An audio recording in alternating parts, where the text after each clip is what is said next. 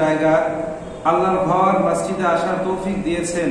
সেই জন্য অন্তরে অন্তঃস্থল থেকে সেই রবের দরবারে তারই শেখানো বাক্যে কালিমাত শুকর আদায় করি, আলহামদুলিল্লাহ। রব্বানা লাকাল হামদ হামদান কাসীরান তাইয়িবান মুবারাকান ফীহি। সম্মানিত উপস্থিতি, আজকে আমরা যে বিষয়ের উপর আলোচনা করব তার শিরোনাম হলো জান্নাতের অফুরন্ত নিয়ামত এবং জান্নাতীদের বৈশিষ্ট্য। সম্মানিত উপস্থিতি, আল্লাহ পাক মানুষকে তার ইবাদতের জন্য সৃষ্টি করেছেন এবং দুনিয়াতে প্রেরণ করেছেন পরীক্ষার জন্য। আমাদের প্রত্যেকের জন্য আল্লাহ পাক নির্দিষ্ট বা নির্ধারিত সময় বেঁধে দিয়েছেন, যাতে করে মানুষ এই নির্ধারিত সময়ের মধ্যে আমল করে তার পরকালীন জীবনের চূড়ান্ত গন্তব্যস্থল নির্ধারণ করতে পারে। যারা দুনিয়াতে এসে আল্লাহ পাক রব্বুল আলামিনের আদেশগুলো রাসূলের দেখানো পদ্ধতি অনুযায়ী মেনে চলে, যারা জীবনের প্রত্যেকটা ক্ষেত্রে ইসলামের বিধি নিষেধ মোতাবেক জীবন পরিচালনা করে, মৃত্যুর পর আল্লাহ পাক রব্বুল আলামিন সরাসরি তাদেরকে জান্নাত দিয়ে দিবেন। জোরে বলি সুবহানাল্লাহ। সম্মানিত উপস্থিতি, আমরা মৃত্যু এবং পরবর্তী জীবন সম্পর্কে আলোচনা করেছিলাম। এরপর কিয়ামতের আলামত নিয়ে 2 জুমা আলোচনা করেছিলাম। তো তার ধারাবাহিকতায় আজকে আমাদের আলোচনার বিষয়বস্তু হয় জান্নাত অথবা জাহান্নাম। আজকে আমরা জান্নাত সম্পর্কে আলোচনা করব ইনশাআল্লাহ। আগামী জুমায় আমরা জাহান্নামের বিভীষিকা সম্পর্কে আলোচনা করব। সম্মানিত উপস্থিতি, আমরা সবাই সুখ, শান্তি, আরাম, আয়েশ আর ভোগ বিলাসিতা চাই। এই জান্নাত হচ্ছে চিরস্থায়ী সুখ, শান্তি, আরাম, আয়েশ আর ভোগ বিলাসিতার জায়গা, যার শুরু আছে কিন্তু কোনো শেষ নেই। আমরা সবাই নেতৃত্ব ও কর্তৃত্ব চাই। আমরা সবাই চাই মানুষ যেন আমাদের আনুগত্য করে, আমার কথা শুনে। তো জান্নাত হচ্ছে চিরস্থায়ী নেতৃত্ব ও কর্তৃত্বর জায়গা, যেখানে তাদের প্রত্যেকটা আদেশ পালন করা হবে, তাদের আনুগত্য করা হবে। পরকাল দিবসে আল্লাহ পাক জান্নাতীদেরকে এমন নেতৃত্ব ও কর্তৃত্ব দিবেন, যে নেতৃত্ব কর্তৃত্ব দুনিয়ার কোনো মানুষকে আল্লাহ পাক রব্বুল আলামিন দেন নাই। কেমন নেতৃত্ব? দুনিয়ার রাজা, বাদশাহ, নেতা, নেত্রী এরা চাইলে তাদের ইচ্ছে মতো চিরস্থায়ী ক্ষমতায় অধিষ্ঠিত হয়ে থাকতে পারে না, ঠিক কিনা? তার বাস্তব নমুনা আমরা কিছুদিন আগেই দেখেছি। এরা চাইলে এদের ইচ্ছে মতো যতদিন ইচ্ছা ক্ষমতায় টিকে থাকতে পারে না, সবার উপর নিজেদের কর্তৃত্ব প্রতিষ্ঠা করতে পারে না। তাদের প্রত্যেকের ক্ষমতা একটা নির্দিষ্ট লিমিট বা একটা পিরিয়ডের মধ্যে সীমাবদ্ধ।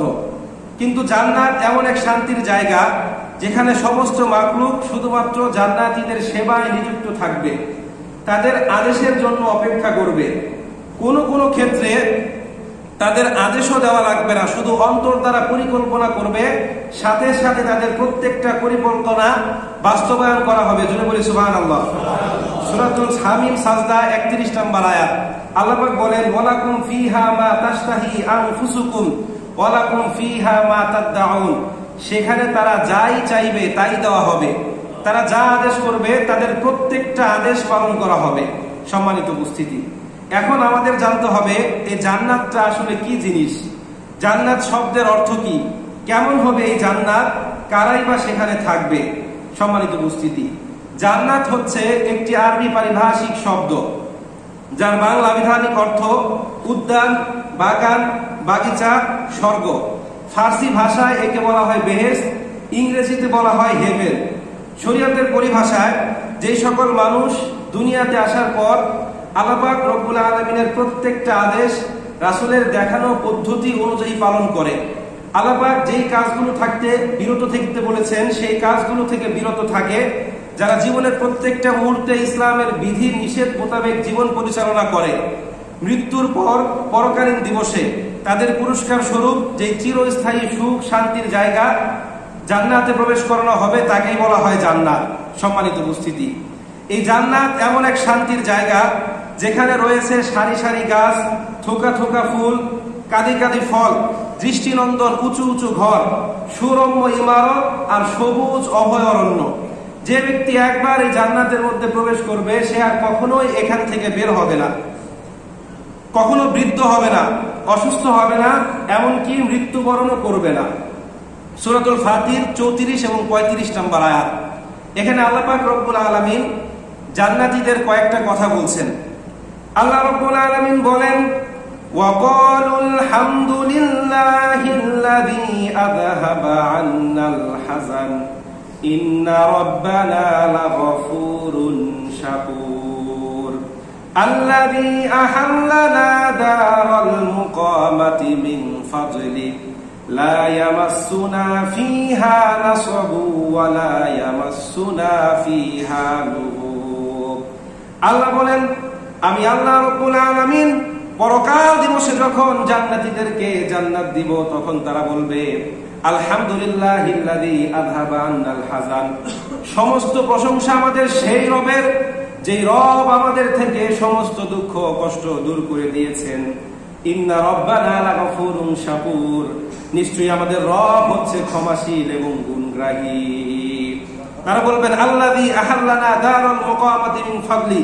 যে রব আমাদেরকে স্বীয় অনুগ্রহে একটা সম্মানজনক স্থানের মধ্যে প্রবেশ করিয়েছেন। লা ইয়ামাসসুনা ফিহা নাসাবু ওয়া লা ইয়ামাসসুনা ফিহা লুগুব।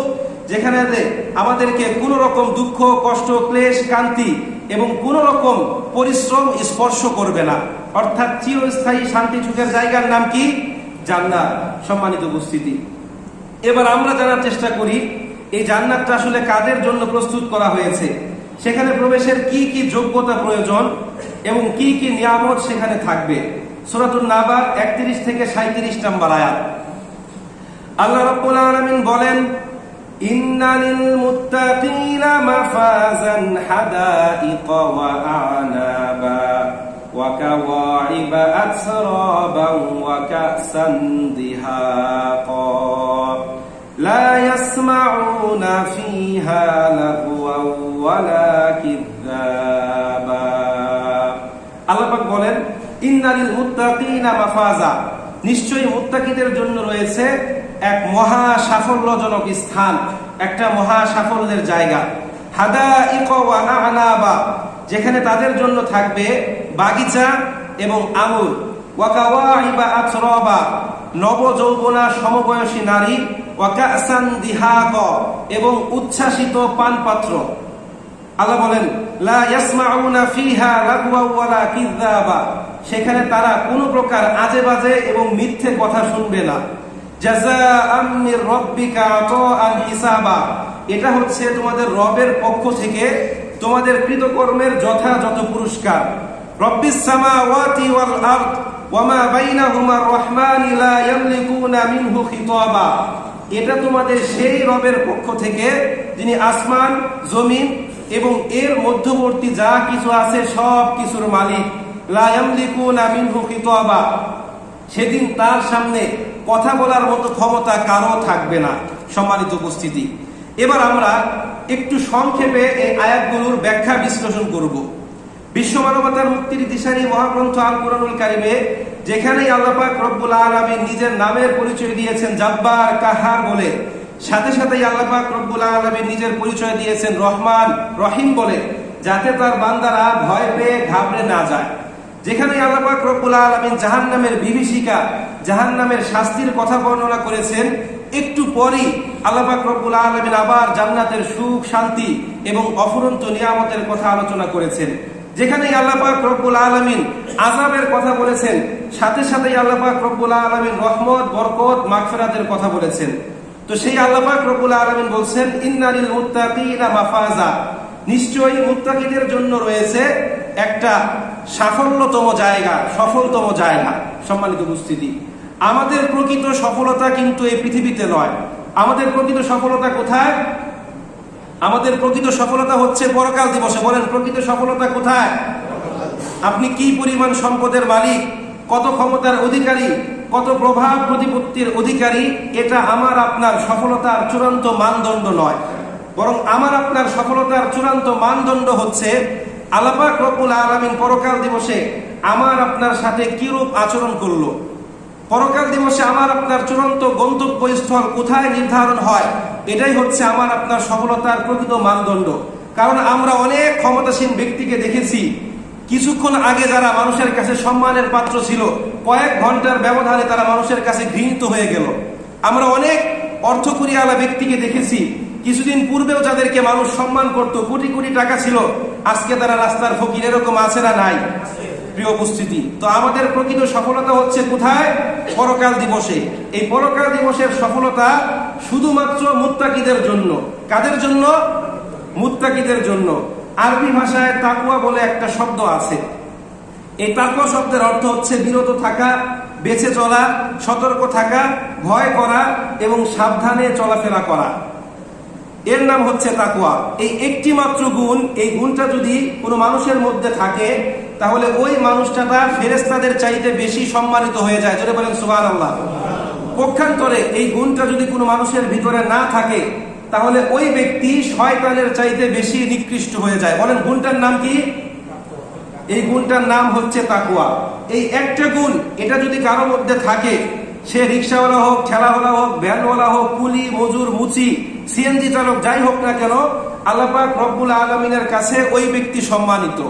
সূরাতুল হুজরাতের মধ্যে আল্লাহ বলেন, ইন্না আকরামাকুম ইনদাল্লাহি আতকাকুম, নিশ্চয়ই তোমাদের মধ্যে সর্বাধিক সম্মানিত ওই ব্যক্তি যেই ব্যক্তি যত বেশি আল্লাহকে ভয় করে। পক্ষান্তরে এই একটা গুণ যদি কারোর মধ্যে অনুপস্থিত থাকে, সে যত বড় সরকারি চাকরিজীবী হোক, ব্যবসায়ী হোক, নেতা খেতা, মন্ত্রী, মিনিস্টার, যাই হোক না কেন, আল্লাহ পাক রব্বুল আলামিনের কাছে তার 2 পয়সার দাম নাই। এই জন্য আমাদের জীবনের প্রত্যেক ক্ষেত্রে একজনকে ভয় করতে হবে, তিনি কে? আমাদেরকে তাকওয়ার গুণে গুণান্বিত হতে হবে, তাকওয়ার গুণ অর্জন করতে হবে। সূরাতুত তাগাবুন 16 নম্বর আয়াত। আল্লাহ রাব্বুল আলামিন বলেন, ফাত্তাকুল্লাহা মাসতাতাতুম ওয়াসমাউ ওয়া আতিউ ওয়া আনফিকু খায়রাল লিআনফুসিকুম। আল্লাহ বলেন, ফাত্তাকুল্লাহ, তোমরা আল্লাহকে ভয় করো, মাসতাতাতুম, যতটুকু ভয় করা সম্ভব, যতটুকু ভয় করা দরকার। এই ভয়ের 2টা প্রকার আছে। এই 2টা প্রকার, একটা হচ্ছে মানুষ কাউকে ঘৃণা করে ভয় করে, আরেকটা হচ্ছে কাউকে ভালোবেসে ভয় করে। ঘৃণা করে ভয় করা কি? অর্থাৎ এই ব্যক্তি ক্ষমতাধর, তাকে ভয় না করলে সে আমার ক্ষতি করতে পারে, এই ঘৃণা থেকে কেউ মানুষকে ভয় করে।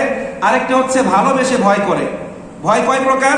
2 প্রকার, একটা ঘৃণা থেকে আসে, একটা ভালোবাসা থেকে আসে। তো আল্লাহ বলছেন, ফাত্তাকুল্লাহ মাসতাতাতুম, যতটুকু ভয় করা দরকার তোমরা ততটুকু আল্লাহকে ভয় করো। ওয়াসমাউ, তার কথাগুলো শুনো। ওয়া আতিউ, আল্লাহর আনুগত্য করো। ওয়া আনফিকু, তার রাস্তায় ব্যয় করো। খায়রাল লিআনফুসিকুম, এটাই হচ্ছে তোমাদের জন্য উত্তম, এটাই হচ্ছে তোমাদের জন্য কল্যাণকর। ব্যবসায় 2 নাম্বারই, কাজে ফাঁকি, খাদ্যে ভেজাল, মাপে কম দিয়ে কি লাভ? চোখ বন্ধ করার পর দেখা যাবে সব লাভের হিসাব শেষ, শুধু লোকসান আর ক্ষতি ছাড়া জীবনে কোনো কিছুই অর্জন করতে পারি নাই। এই জন্য সবসময় কি করতে হবে? আল্লাহ পাক রব্বুল আলামিনকে ভয় করতে হবে। যদি আমরা আল্লাহকে ভয় করি তাহলে কি হবে? সূরাতুন নাজিয়াতের 40 নম্বর আয়াত। আল্লাহ রব্বুল আলামিন বলেন, ওয়া আম্মা মান খাফা মাকামা রাব্বিহি ওয়া নাহান নাফসা আনিল হাওয়া ফাইন্নাল জান্নাতা হিয়াল মাওয়া। আল্লাহ বলেন, হে দুনিয়ার মানুষ, তোমাদের মধ্যে যারা আমি আল্লাহ রব্বুল আলামিনকে ভয় করে, যারা আমি আল্লাহ রব্বুল আলামিনের সামনে দাঁড়ানোকে ভয় করে, যেই ব্যক্তি ভাবে আমি যেই কাজই করি না কেন আল্লাহর সামনে দণ্ডায়মান হয়ে আমার প্রত্যেকটা কাজের হিসাব দিতে হবে, এভাবে যেই ব্যক্তি আল্লাহকে ভয় করে, আল্লাহর সামনে দাঁড়ানোকে ভয় করে এবং নিজের আত্মাকে প্রবৃত্তির তাড়না থেকে রক্ষা করে, বিরত রাখে। আল্লাহ বলেন, ওয়ানাহান নাফসা আনিল হাওয়া, নিজের আত্মা যা চায় সেই আত্মাকে কন্ট্রোল করে, নিয়ন্ত্রণ করে। আল্লাহ বলছেন, ফাইন্নাল জান্নাতা হিয়াল মাওয়া, ওই ব্যক্তির চূড়ান্ত গন্তব্যস্থল হচ্ছে জান্নাত। জোরে বলেন সুবহানাল্লাহ। এর মানে হচ্ছে জান্নাতীদের একটা বৈশিষ্ট্য, তারা কখনোই স্বেচ্ছাচারিতা করে না, খামখেয়ালিপনা করে না, যখন যেটা ইচ্ছা সেটা করতে পারে না। তারা সর্বদা একজনের ইচ্ছাধীন। জোরে বলতে হবে, তিনি কে? আল্লাহ পাক রব্বুল আলামিন যেটা করতে বলে তারা সেটা করে। আমাদের কিন্তু বিভিন্ন রকম ইচ্ছা জাগে যে এইটা করি ওইটা করি, এমন এমন ইচ্ছা আমাদের জাগে যেটা কোনো মুসলিমদের কাজ নয়। তো যেই ব্যক্তি আল্লাহকে ভয় করে সে তার নফসকে কি করে?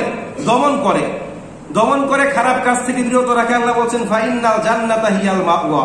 সম্মানিত উপস্থিতি, এবার আসি এই জান্নাতে কি কি নিয়ামত থাকবে। প্রথমে আমরা কোরআন থেকে জানার চেষ্টা করি এই জান্নাতটা আসলে কত বড় হবে, একটু কনসেপ্ট বা আইডিয়া নেওয়ার চেষ্টা করি। সূরাতুল আলে ইমরান 133 নম্বর আয়াত। আল্লাহ বলেন, ওয়াসারিউ ইলা মাগফিরাতিম মির রাব্বিকুম ওয়া জান্নাতিন আরদুহা আস-সামাওয়াতু ওয়াল আরদ উইদ্দাত লিল মুত্তাকিন। আল্লাহ দুনিয়ার সমস্ত মানুষদেরকে ডাক দিয়ে বলছেন, হে দুনিয়ার মানুষ, তোমরা দৌড়াও তোমাদের রবের ক্ষমা এবং জান্নাতের দিকে। আরদুহা সামাওয়াতু ওয়াল আরদ, যে জান্নাতের প্রশস্ততা বা প্রস্থ আসমান এবং জমিনের সমান। ও উইদ্দাত লিল মুত্তাকিন, যে জান্নাতটা তৈরি করা হয়েছে শুধুমাত্র মুত্তাকিদের জন্য। সম্মানিত উপস্থিতি, এই যে আসমান জমিন যা আমরা আমাদের চোখ দিয়ে দেখি, এটা কিন্তু এখানেই সীমাবদ্ধ নয়। আল্লাহ পাক রব্বুল আলামিন 7টা স্তরে এই আসমান এবং জমিনকে সৃষ্টি করেছেন। দুনিয়ার মানুষ জমিনের প্রথম স্তর খনন করতে করতে দ্বিতীয় স্তরের গভীরতা সম্পর্কে জানে না। এই যে আসমান যা আমরা আমাদের চোখ দিয়ে দেখি, এটা কি এখানেই সীমাবদ্ধ? এরকম আরো 6টা সহ মোট 7টা আসমান আল্লাহ পাক রব্বুল আলামিন সৃষ্টি করেছেন। জোরে বলে আল্লাহু আকবার। আচ্ছা, এই গোটা বিশ্ব ভ্রমণ করেছেন এমন কেউ কি এখানে আছে? এশিয়া মহাদেশের 48টা দেশ ভ্রমণ করেছেন, Bangladesh, Bharat, Sri Lanka, Thailand, Laos, Cambodia, Vietnam, Malaysia, Indonesia, চীন। এশিয়া মহাদেশের 48টা দেশ ভ্রমণ করেছেন এমন কেউ এখানে আছে? শুধুমাত্র বাংলাদেশের প্রত্যেকটা জেলা ভ্রমণ করেছেন এমন কেউ আছে? তর্কের খাতিরে না হয় আমরা মানলাম যে বাংলাদেশের কেউ 64টা জেলা ভ্রমণ করেছে। এই 64টা জেলায় কমসে কম 592টা থেকে 595টা উপজেলা বা থানা আছে। কয়টা থানায় সে গিয়েছে? কয়টা গ্রামে বা কয়টা মহল্লায় সে গিয়েছে? বাংলাদেশটা কত ছোট, মাত্র 56,000 বর্গ মাইল বা 1,47,570 বর্গ কিলোমিটার। এই বাংলাদেশটাই পুরো আমরা দেখি নাই। এই বাংলাদেশের চাইতে 22 গুণ বড় হলো ভারত, ভারতের চাইতে বড় হচ্ছে চীন, চীনের চাইতে বড় হচ্ছে ইউনাইটেড স্টেট অব আমেরিকা, এই আমেরিকার চাইতে বড় হচ্ছে কানাডা, কানাডার চাইতে বড় হচ্ছে রাশিয়া। এই যে দেশগুলো বললাম, এগুলো সহ মোট 193টা স্বাধীন দেশ নিয়ে এই পৃথিবী। এই পৃথিবীতে এত ছোট, ওই যে সূর্যটা আমাকে আপনাকে আলো দেয়, ওই সূর্যটা এই পৃথিবীর চাইতে কত গুণ বড়? 13 লক্ষ গুণ বড়। অথচ আমরা দেখি এই সূর্যটা একটা জ্বলন্ত রুটির মতো, একটা রুটির টুকরার মতো ছোট। সম্মানিত উপস্থিতি, এই মহাবিশ্বে এর সূর্যের চাইতে কোটি কোটি গুণ বড় অনেক গ্রহ, নক্ষত্র, নিহিরিকা বা ধূমকেতু আছে না নাই? এই যে চন্দ্র, সূর্য, গ্রহ, নক্ষত্র, এই সব কিছু হচ্ছে প্রথম আসমানের নিচে। এই সব কিছু কোথায়? বিজ্ঞান কি বলছে সেটা দেখার বিষয় নয়। এই সব কিছু কোরআনের হিসাব মতে প্রথম আসমানের নিচে। আল্লাহ বলছেন, ওয়ালাকাদ যায়্যানা সামাআদ দুনিয়া বিমাসাবিহা, আমি এই তারকারাজি দ্বারা আসমানকে সাজিয়েছি।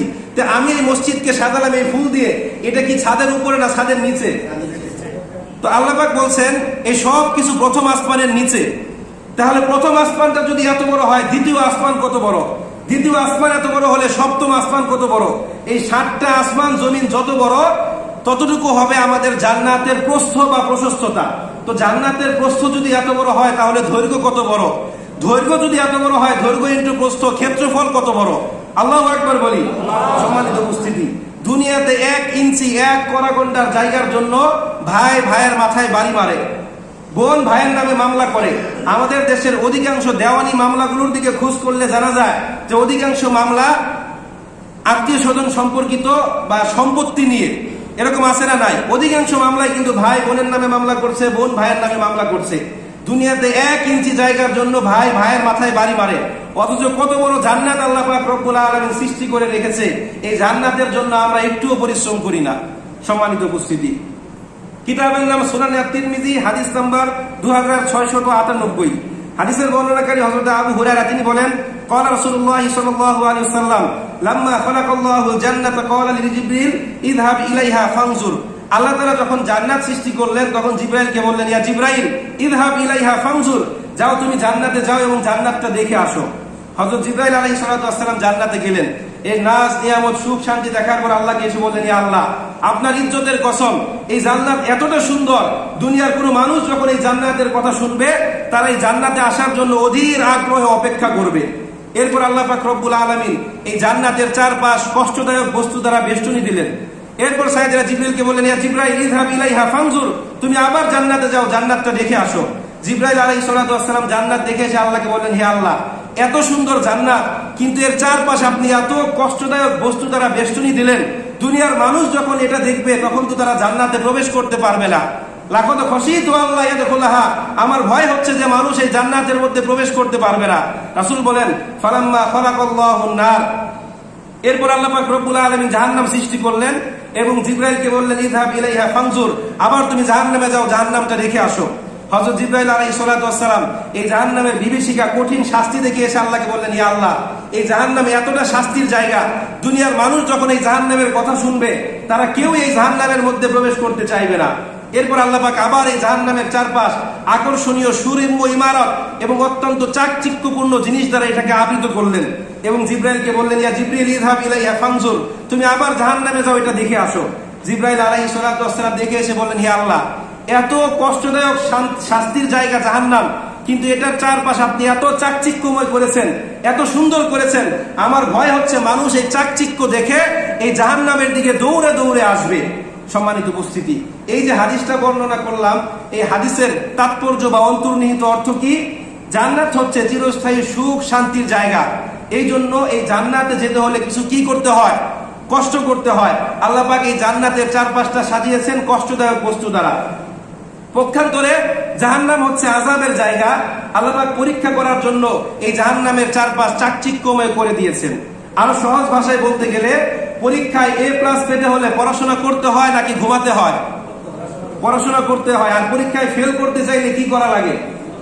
কোনো কিছুই করার দরকার নাই, ঠিক কিনা? তো ঠিক ওই রকম কোনো কিছু যদি মানুষ অর্জন করতে চায় তাকে কি করতে হয়? একটু পরিশ্রম করতে হয়, শ্রম দিতে হয়। আর কোনো কিছু অর্জন করতে না চাইলে কিছুই করা লাগে না। তো জান্নাত হচ্ছে চিরস্থায়ী সুখ শান্তির জায়গা। এই জান্নাত অর্জন করতে হলে আমাদের কি করতে হবে? দুনিয়াতে কষ্ট করতে হবে। এই জন্য যারা জান্নাতি তারা দুনিয়াতে যা ইচ্ছা তা করতে পারে না, খামখেয়ালিপনা করতে পারে না, নিজেদের ইচ্ছা মতো ঘোরাফেরা করতে পারে না, বরং সর্ব অবস্থায় আল্লাহ পাক রব্বুল আলামিন কি বলেছেন এটা মানার চেষ্টা করে। এই জন্য দুনিয়াটা তাদের জন্য কি একটু কষ্টকর। সম্মানিত উপস্থিতি, সূরাতুজ জুমার ৭৩ নম্বর আয়াত আল্লাহ পাক বলেন, ওয়াসিকাল্লাযীনা তাকাউ রাব্বাহুম মিনাল জান্নাতি যুমারা হাত্তা ইযা জাউহা ওয়া ফুতিহাত আবওয়াবুহা ওয়া ক্বালা লাহুম খাযানাতুহা সালামুন আলাইকুম তিবতুন ফাদখুলুহা খালিদিন। আল্লাহ বলেন, পরকাল দিবসে যখন জান্নাতীদেরকে দলে দলে জান্নাতের দিকে নিয়ে যাওয়া হবে, যখন তারা জান্নাতের দরজার সামনে আসবে, আল্লাহ বলেন হাত্তা ইযা জাউহা ওয়া ফুতিহাত আবওয়াবুহা, তখন এই জান্নাতের দরজা তাদের জন্য খুলে যাবে। ওয়া ক্বালা লাহুম খাযানাতুহা, এবং তার রক্ষীরা তাদেরকে বলবে সালামুন আলাইকুম তিবতুন, আপনাদের উপর শান্তি বর্ষিত হোক, ফাদখুলুহা খালিদিন, আপনারা এই চিরস্থায়ী শান্তির জায়গা জান্নাতের মধ্যে প্রবেশ করেন। সম্মানিত উপস্থিতি, এই জান্নাত এতটা নিয়ামত সমৃদ্ধ হবে, আল্লাহ পাক সূরাতুস সাজদার ১৭ নম্বর আয়াতের মধ্যে বলেন, ফালা তা'লামু নাফসুম মা উখফিয়া লাহুম মিন কুররাতি আইনিন জাযাআম বিমা কানু ইয়ামালুন। দুনিয়ার কোনো মানুষ কখনো কল্পনাও করতে পারবে না কি চক্ষু শীতলকারী নিয়ামত সেখানে তাদের জন্য রাখা হয়েছে। আমি সলিমউদ্দিন আপনাদেরকে কিভাবে বোঝাবো এই জান্নাত কি জিনিস? কারণ আপনারা যেমন রক্তে মাংসে গড়া মানুষ, আমিও একই রকম রক্তে মাংস গড়া মানুষ। এই জান্নাতের সুখ শান্তি নাজ নিয়ামত কখনোই দুনিয়ার সুখ শান্তি দ্বারা পরিমাপ করা যাবে না। একজন জীবনেও মধু আর চিরতা খায় নাই। এখন যদি আমি তাকে বলি চিরতা এমন মিষ্টি আর মধু এমন তিত, সে তো তাই মনে করবে, ঠিক কিনা? সে তো জীবনে খায় নাই। তো জান্নাতের সুখ শান্তি আমরা দুনিয়া দ্বারা কখনোই পরিমাপ করতে পারবো না। সম্মানিত উপস্থিতি, আল্লাহ পাক বলেন সহিহ মুসলিম ৬৮৭১ নম্বর হাদিস, আদাতু লিইবাদিস সালিহিন মা লা আইনুন রাআত ওয়ালা উযুনুন সামিআত ওয়ালা খাতারা আলা কলবিল বাশার। আমি আমার বান্দাদের জন্য যা তৈরি করে রেখেছি, দুনিয়ার কোনো চক্ষু সেটা দর্শন করে নাই, কোনো কর্ণ সেটা শ্রবণ করে নাই, কোনো আত্মা দ্বারা মানুষ পরিকল্পনাও করতে পারবে না, চিন্তাও করতে পারবে না আমি আল্লাহ তাআলা কি নিয়ামত এখানে তাদের জন্য রেখেছি। জুড়ে বলেন সুবহানাল্লাহ। সম্মানিত উপস্থিতি, কিতাবের নাম সহিহ মুসলিম, হাদিস নাম্বার 1865। হাদিসের বর্ণনাকারী হযরত আবু হুরায়রা রাদিয়াল্লাহু তাআলা তিনি বলেন, قال رسول الله صلى الله عليه وسلم نحن الآخرون الأولون يوم القيامة ونحن الأول من يدخل الجنة। রাসূল বলেন, হে আমার উম্মতের দল, তোমরা মনোযোগ সহকারে শুনে রাখো, তোমরা সবার শেষে এই পৃথিবীতে এসেছো, কিন্তু কিয়ামতের দিন তোমরাই হবে সবচেয়ে অগ্রবর্তী, অর্থাৎ তোমরাই সবার আগে জান্নাতের মধ্যে প্রবেশ করবে। জোরে বলি সুবহানাল্লাহ। কেন প্রবেশ করব? রাসূল কারীম সাল্লাল্লাহু আলাইহি ওয়াসাল্লাম বলেন সহিহ মুসলিম ৩৭৪ নম্বর হাদিস, আতি বাবাল জান্নাতি ইয়াউমাল কিয়ামাতি ফাস্তাফতিহু ফায়াকুলুল খাসিরু মান আনতা ফায়াকুলু আনা মুহাম্মদ ফায়াকুলু বিকা উমিরতু লা আফতাহু লি আহাদিন ক্বাবলাকা। রাসূল বলেন, কিয়ামতের দিন হিসাব নিকাশ শেষ হওয়ার পরে আমি যখন জান্নাতের দরজার সামনে যাইব, এরপর জান্নাতের দরজা নক করব, তখন ভেতর থেকে প্রহরী বলবে, কে? আমি বলবো, আমি মুহাম্মদ। তখন সে বলবে, আমাকে আদেশ দেওয়া হয়েছে আমি যেন মুহাম্মদ ছাড়া আর কাউকে আগেই জান্নাতের মধ্যে প্রবেশ না করাই। জোরে বলেন সুবহানাল্লাহ। এখন বলেন, নেতার দাম যদি এত বেশি হয় তাহলে কর্মীর দাম কম না বেশি? কর্মীর দাম কম না বেশি? একজন ঘুরে এলাকার পার্টি নেতার পিছনে, আর একজন ঘুরে মন্ত্রীর পিছনে, তো কোন কর্মীর দাম বেশি? যে মন্ত্রীর পিছনে ঘুরে। তো রাসূল কারীম সাল্লাল্লাহু আলাইহি সাল্লাম বলছেন, আমি হলাম নবীদের মধ্যে সর্বশ্রেষ্ঠ, আর উম্মতদের মধ্যে তোমরা হচ্ছে সর্বশ্রেষ্ঠ উম্মত। যার দলিল আল্লাহ পাক রব্বুল আলামিন কোরআনে দিয়েছেন। আল্লাহ বলেন, কুনতুম খায়রা উম্মাতিন উখরিজাত লিন-নাস, তোমরাই হলে সর্বশ্রেষ্ঠ উম্মত। সম্মানিত উপস্থিতি, শুধু তাই নয়, কিতাবের নাম সুনান তিরমিজি, হাদিস নাম্বার 2437। রাসূল কারীম সাল্লাল্লাহু আলাইহি সাল্লাম বলেন, ওয়া'দানি রাব্বি আইয়ুদখিলাল জান্নাতা মিন উম্মতি ৭০,০০০ লা হিসাবা আলাইহিম ওয়ালা আযাব মা কুল্লি আলফিন ৭০,০০০। রাসূল বলেন, কিয়ামতের দিন আমার উম্মতের ৭০,০০০ মানুষকে আল্লাহ পাক রব্বুল আলামিন বিনা হিসাবে জান্নাতে দিয়ে দিবেন। জোরে বলেন সুবহানাল্লাহ। এরপর রাসূল বলেন, প্রত্যেক এই যে ৭০,০০০, প্রত্যেক হাজারের সাথে আরো ৭০,০০০ ব্যক্তিকে আল্লাহ পাক রব্বুল আলামিন বিনা হিসাবে জান্নাতে দিয়ে দিবেন। আর একটু জোরে সুবহানাল্লাহ বলার জন্য প্রস্তুত থাকেন। এতক্ষণ যে ৭০,০০০ আর ৭০,০০০ প্রত্যেক হাজারের সাথে ৭০,০০০ কথা বললাম, এটা চাইলে আমরা গুনতে পারি। এরপর রাসূল বলেন, ওয়াসালাতু হাসায়াতিম মিন হাসায়াতিহি, এরপর আমার আল্লাহ তাআলা তার ৩ অঞ্জলি পরিমাণ লোককে হাত দিয়ে উঠিয়ে জান্নাতের মধ্যে বিনা হিসাবে দিয়ে দিবেন। জোরে বলেন সুবহানাল্লাহ। এখন আল্লাহর কুদরতি হাত কত বড়, তার এই ৩ অঞ্জলি কত বড়, সেটা আল্লাহ পাক রব্বুল আলামিন ভালো জানে। সম্মানিত উপস্থিতি, এই যে জান্নাতের কথা এতক্ষণ আমরা আলোচনা করলাম, এই জান্নাতের মধ্যে কি কি খাবার আছে এটা আমাদের জানার দরকার আছে না নাই? কারণ আমরা যত অনুষ্ঠান, যত কিছু আয়োজন করি, সেখানে যা কিছু থাক, খাবার না থাকলে আমাদের কেমন জানি নিরামিষ নিরামিষ লাগে। দুনিয়াতে কিছু মানুষ আছে, এরা বাঁচার জন্য খায়, অর্থাৎ স্বল্প একটু খেয়ে বেঁচে থাকে। আবার কিছু মানুষ আছে, এদের খাওয়া দেখলে মনে হয় এরা মনে হয় খাওয়ার জন্যই বাঁচে। এরকম আছে না নাই? ইউটিউব, ফেসবুকে বিভিন্ন ফুড ব্লগিং দেখলে দেখা যায় তারা বুফেতে গিয়ে কি পরিমাণ খাবার যে খায়। তো আল্লাহ পাক রব্বুল আলামিন এই জান্নাতীদের জন্য সেখানে ভালো ভালো খাবারের ব্যবস্থা রেখেছেন। সূরাতুল মুহাম্মাদের 15 নম্বর আয়াত আল্লাহ পাক বলেন, মাসালুল জান্নাতিল্লাতী ওয়াইদাল মুত্তাকুন ফিহা আনহারুম মিন মাইন গায়রি আসিন ওয়া আনহারুম মিন লাবনিন লাম ইয়াতাগায়্যার তা'আমুহু। আল্লাহ বলেন, আল্লাহ পাক রব্বুল আলামিনকে যারা ভয় করে তাদেরকে জান্নাতের প্রতিশ্রুতি দেওয়া হয়েছে। সেখানে তাদের জন্য থাকবে স্বচ্ছ পানি এবং দুধের নহর, যার স্বাদ কখনো শেষ হবে না।